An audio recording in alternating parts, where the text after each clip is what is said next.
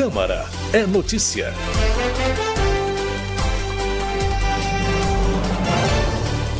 Bom dia para você. Hoje é terça-feira, 30 de abril de 2024. Começa agora o Jornal Câmara é Notícia e estes são os destaques de hoje. A Câmara pode votar projeto que define os procedimentos para atendimento das mulheres indígenas vítimas de violência.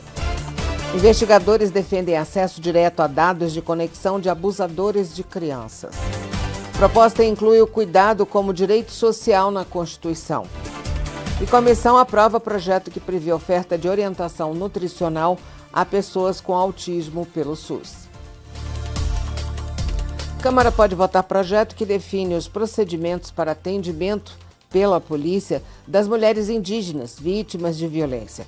O repórter Antônio Vital tem os detalhes. O plenário da Câmara pode votar projeto que define os procedimentos a serem adotados pelas delegacias de polícia e demais órgãos públicos para o atendimento de mulheres indígenas vítimas de violência, inclusive sexual. As exigências incluem a presença de mais de um intérprete e o atendimento jurídico, preferencialmente por mulheres indígenas. Além disso, o texto prevê a criação de uma rede de apoio multidisciplinar para acompanhar os atendimentos, composta por membros da sociedade civil, advogadas populares, psicólogas, antropólogas e assistentes sociais. A proposta também prevê a elaboração de cartilhas com orientações sobre o assunto e os endereços e telefones das delegacias e órgãos de atendimento mais próximos, bem como o contato da Central de Atendimento à Mulher, o Ligue 180. A cartilha deverá ter uma versão traduzida para as comunidades indígenas. O projeto ganhou o regime de urgência, o que permite que seja votado diretamente no plenário, sem passar pelas comissões permanentes da Câmara.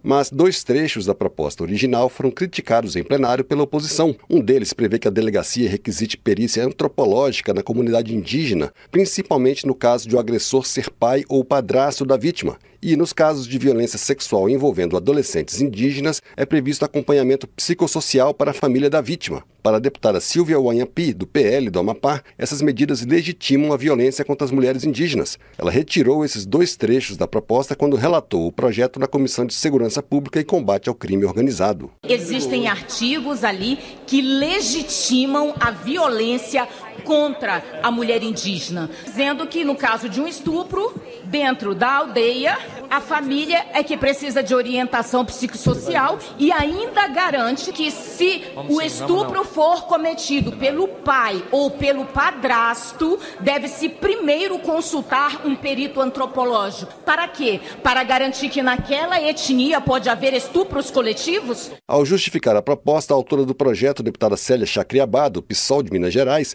explicou que as medidas garantem a aplicação da lei sem ferir a cultura e os costumes das comunidades indígenas. Ela deixou claro, porém, que a violência não é cultural e precisa ser coibida. Aprovou na Comissão de Segurança Pública, deu voto favorável, inclusive parlamentares que pensam nessa casa diferente. Estamos no Abril Indígena, nunca se votou matéria indígena no Abril Indígena. É a oportunidade, sobretudo, de pensar o combate à violência às mulheres indígenas.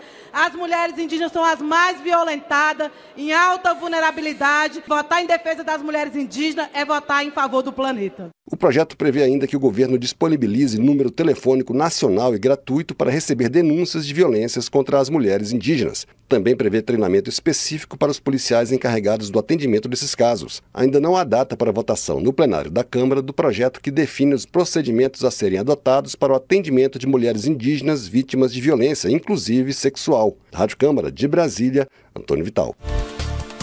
Sancionada a nova lei de proteção aos trabalhadores de bibliotecas e museus. O repórter João Gabriel Freitas tem mais detalhes sobre a proposta que deu origem ao texto. Agora, as pessoas que trabalham em bibliotecas, museus e centros de documentação e memória estão incluídas na CLT, a Consolidação das Leis de Trabalho. A nova lei enquadra os funcionários desse setor no grupo de profissões expostas a agentes nocivos causadores de doença, especialmente problemas respiratórios. Por outro lado, apesar da medida ter sido sancionada pela Presidência da República, esses profissionais não entram automaticamente no quadro de atividades consideradas insalubres. O ambiente de museus e bibliotecas pode apresentar pouca ventilação, e a pouca umidade causada por esse ambiente fechado pode conter micro-organismos como bactérias, fungos e vírus, muitas vezes encontrados em livros e no mobiliário. A regulamentação da norma deve ser feita pelo Ministério do Trabalho, que vai traçar as diretrizes específicas para o grupo. O projeto que deu origem à lei é do ex-deputado Uldorico Júnior, da Bahia. Em sessão de homenagem ao Dia dos Bibliotecários na Câmara, a deputada Fernanda Melchiona, do PSOL gaúcho, ressaltou que a categoria é essencial para o incentivo à leitura no Brasil. A parlamentar, que também é bibliotecária, afirmou que a classe é protagonista na luta para aumentar o número de bibliotecas no país. Nós temos que ter pressa para garantir a universalização da biblioteca escolar. Bibliotecas que tenham dentro das comunidades mural de emprego num país de tanto desemprego, para o letramento antirracista, para o letramento antimachista, para o letramento anti-LGBTfobia. E, ao mesmo tempo que a gente tem que ter pressa, eu não vejo essa luta sem os bibliotecários e as bibliotecárias na linha de frente. Segundo o Sistema Nacional de Bibliotecas Públicas, existem 5.318 bibliotecas públicas no Brasil. Da Rádio Câmara de Brasília, João Gabriel Freitas. Comissão aprova projeto que prevê oferta de orientação nutricional a pessoas com autismo pelo SUS. A repórter Maria Neves acompanhou a votação. Aprovado na Comissão de Defesa dos Direitos das Pessoas com Deficiência da Câmara, projeto estabelece regras sobre a oferta de nutrição a pessoas do espectro autista pelo Sistema Único de Saúde. Pelo texto aprovado, a intervenção nutricional deverá ser realizada por profissional de saúde especializado e legalmente habilitado. A dieta deverá seguir protocolos clínicos e diretrizes terapêuticas publicados pelas autoridades competentes. Além disso, a proposta determina que a sugestão de dieta deverá ser discutida com a pessoa com autismo e seus responsáveis. Os profissionais envolvidos terão de levar em conta a hipersensibilidade, a seletividade alimentar e a rigidez de comportamento do paciente, além de aspectos econômicos e culturais da família. Para o relator do projeto na Comissão de Defesa da Pessoa com Deficiência, deputado Marcelo Queiroz, do PP do Rio de Janeiro, a medida representa mais um passo na política de proteção da pessoa com transtorno do espectro autista. Um projeto muito importante porque ele garante a saúde nutricional das pessoas com TEA, transtorno de espectro autista. É uma inovação, eu acho que a gente está aí conseguindo mais um passo para o bem-estar de todos esses. Ainda conforme o projeto aprovado, os serviços de atenção básica à saúde deverão avaliar, orientar e acompanhar a evolução da dieta da pessoa com autismo. Nos serviços de saúde em que não houver profissional especializado, o trabalho poderá ser realizado com o apoio de serviços de referência e o uso de ferramentas de telesaúde. As recomendações também devem dar preferência a alimentos de baixo custo, sem processamento industrial ou minimamente processados. A proposta ainda será analisada pela Comissão de Constituição e Justiça. Da Rádio Câmara de Brasília, Maria Neves. Investigadores defendem acesso direto a dados de conexão de abusadores de crianças. O repórter Murilo Souza tem mais informações sobre a reunião na Câmara dos Deputados.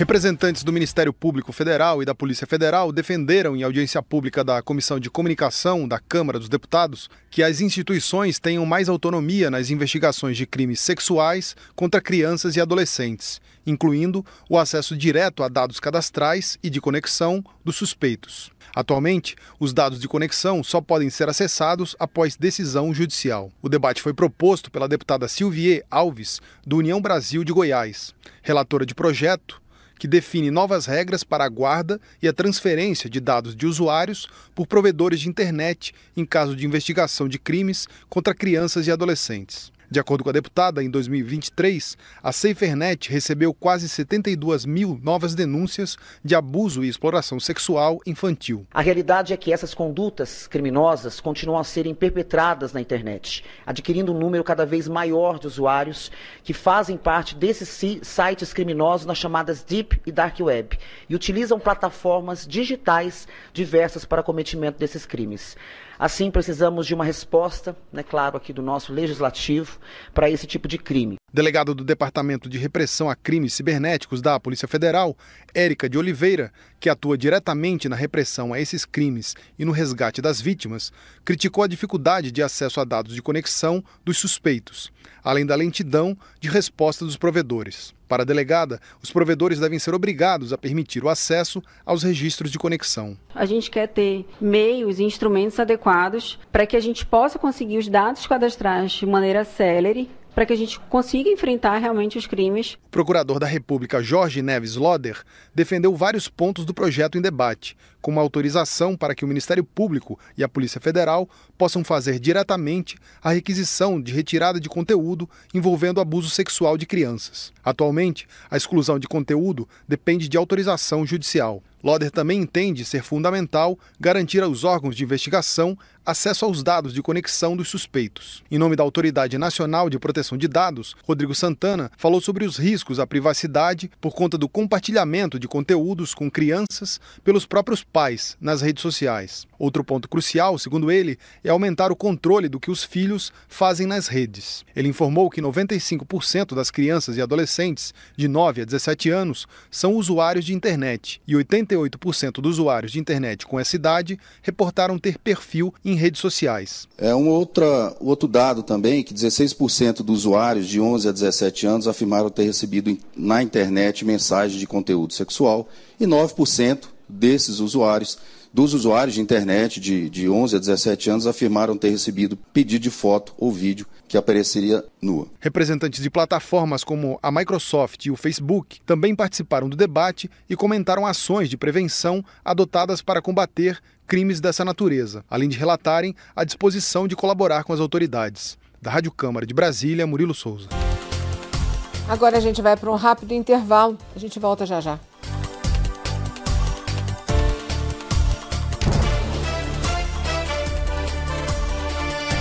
Câmara é notícia.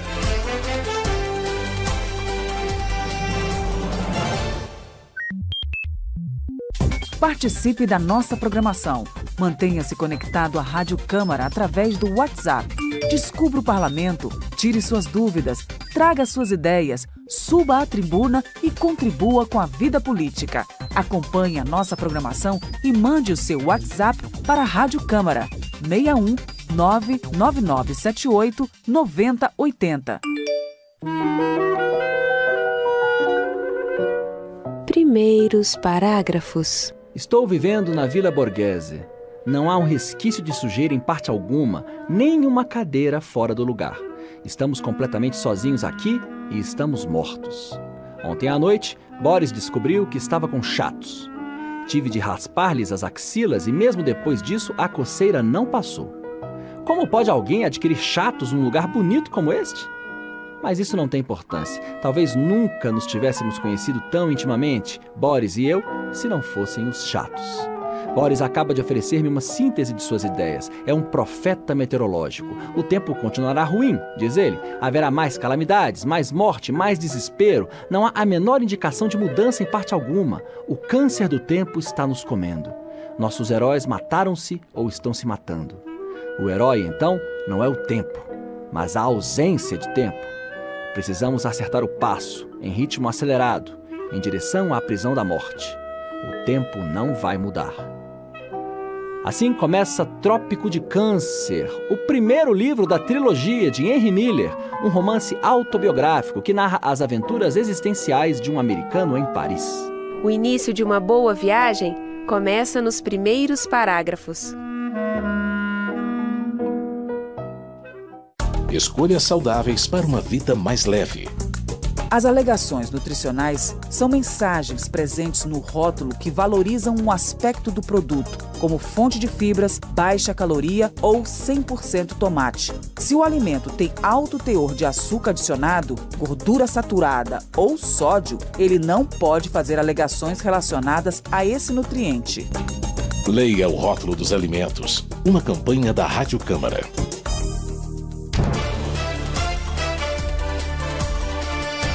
Câmara é notícia.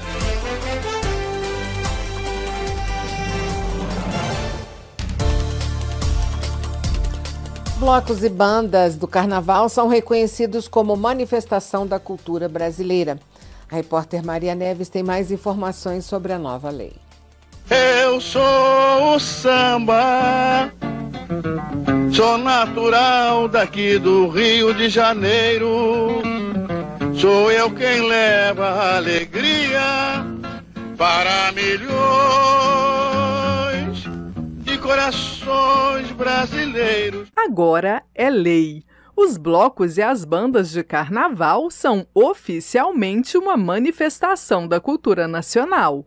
A lei que promove esse reconhecimento e acaba de entrar em vigor nasceu de um projeto da deputada Maria do Rosário, do PT gaúcho, aprovado na Câmara em dezembro do ano passado.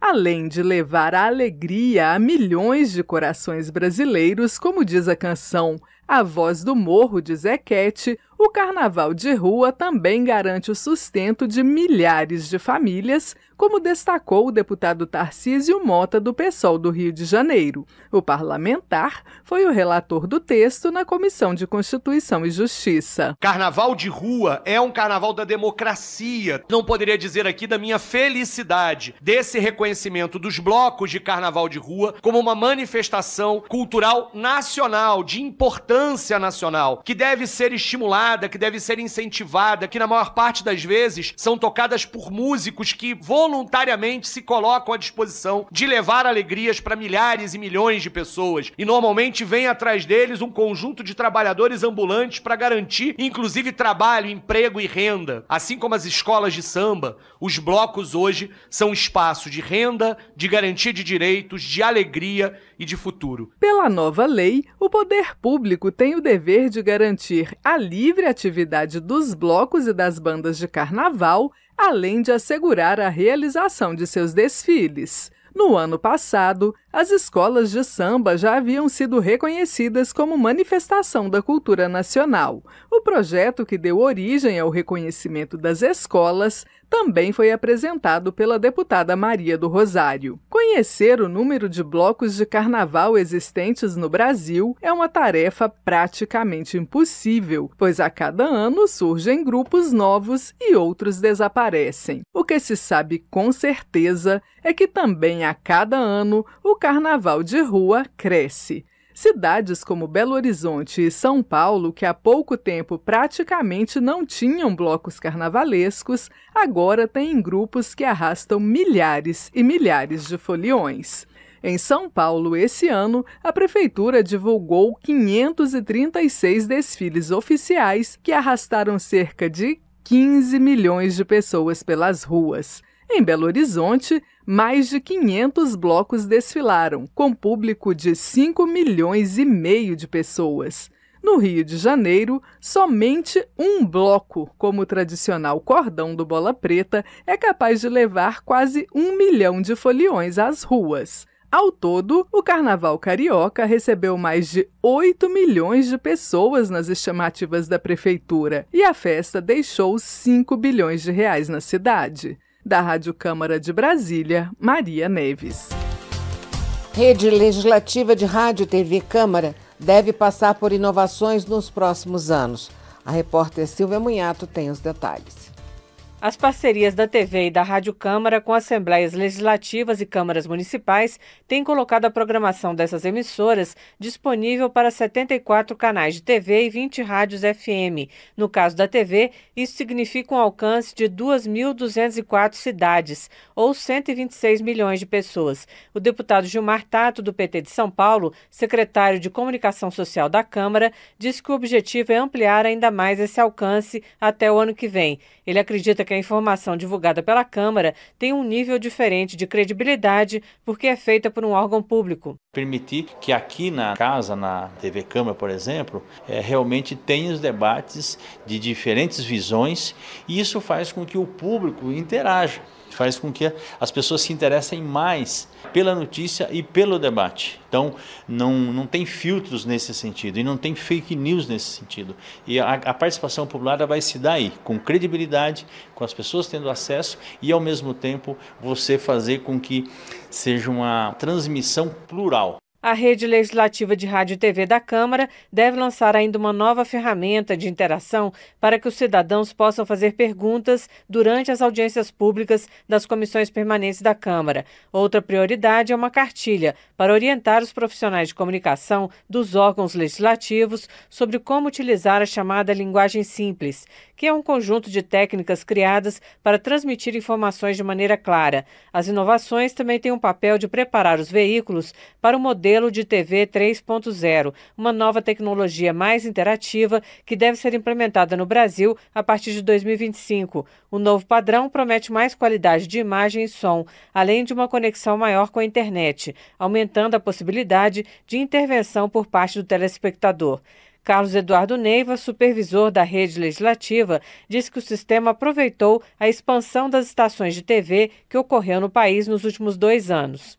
A meta é chegar no país todo, com um sinal aberto, gratuito, para que toda a população possa acompanhar esses trabalhos. Há um novo programa que foi incluído no PAC, é o Brasil Digital, e há uma meta, então, aí dos próximos 3 anos, a gente está expandindo cada vez mais essas estações. A Rede Legislativa de TV Digital é a primeira rede de televisão a se formar no Brasil com o recurso da multiprogramação, que possibilita o uso de um mesmo transmissor por 4 emissoras independentes. A Câmara dos Deputados e o Senado Federal compartilham seus canais com os parceiros e dividem custos e responsabilidades. Assim, todos podem transmitir suas sessões de plenário, o trabalho das comissões, as audiências públicas e programas de interesse público. Da Rádio Câmara de Brasília, Silvia Minhato. Proposta inclui o cuidado como direito social na Constituição. O repórter Luiz Cláudio Canuto acompanhou a discussão sobre a medida. Uma proposta de emenda à Constituição inclui o cuidado como direito social no artigo 6º da Carta Magna. A PEC foi lançada por um grupo de trabalho da Câmara e é de autoria da deputada Flávia Moraes, do PDT de Goiás. Ela acha que a proposta representa um avanço na garantia de direitos para cuidadores ao reconhecer na maior lei do país o papel fundamental que eles desempenham na nossa sociedade. Na verdade, nós temos uma parcela da população de pessoas que necessitam de cuidados de terceiros. Dentre elas, os grupos da pessoa idosa, aquela que não tem independência para se alimentar, a pessoa com deficiência num grau mais grave, também a criança que ainda depende do cuidado de terceiros. Então, esses grupos, eles precisam de ter ali um cuidador, uma pessoa para que tome cuidado. E hoje a gente pretende, através da PEC, criar políticas públicas específicas que possam garantir esse cuidado a essas pessoas, Então, esse direito é um direito de dignidade, da pessoa humana, E a gente tem aí, infelizmente, muitos casos que precisam dessa cobertura, que às vezes não tem pela falta de um olhar, para a necessidade do cuidado. A deputada lembra que havia uma proposta semelhante em outra legislatura, que não avançou. O tema foi reapresentado e aproveita o contexto da criação, em 2023, da Secretaria Nacional de Cuidados e Família, que faz parte do Ministério do Desenvolvimento e Assistência Social. Segundo a secretária Laís Abramo, a inclusão do cuidado na Constituição é um marco histórico. Sem o trabalho do cuidado, a vida não se reproduz, a sociedade não se reproduz, a economia não funciona. Nesse sentido, é um tema fundamental para o bem-estar das pessoas, mas também para o funcionamento da sociedade. Ainda hoje, grande parte desse trabalho de cuidados está nas costas das famílias e dentro das famílias das mulheres, sem que isso seja reconhecido como um trabalho.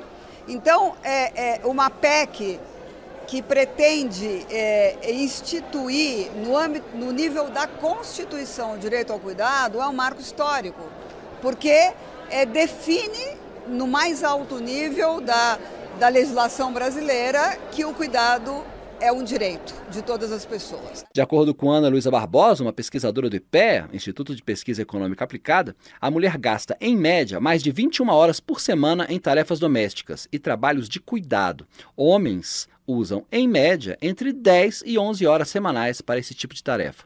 Entre as mulheres mais pobres, a carga de trabalho não remunerado é maior. Em muitos casos, são mães solteiras que não têm condições de pagar por trabalho de cuidado.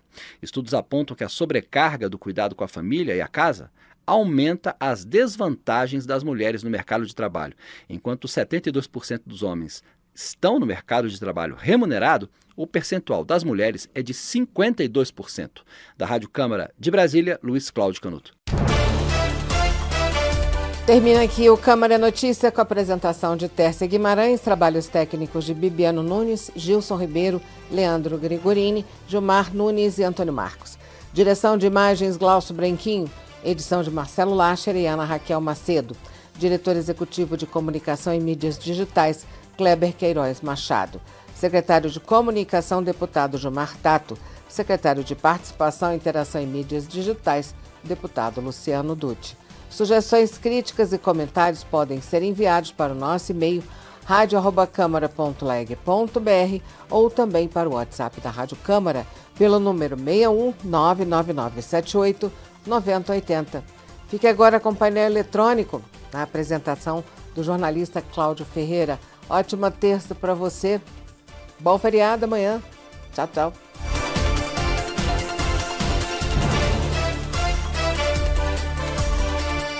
Câmara é notícia.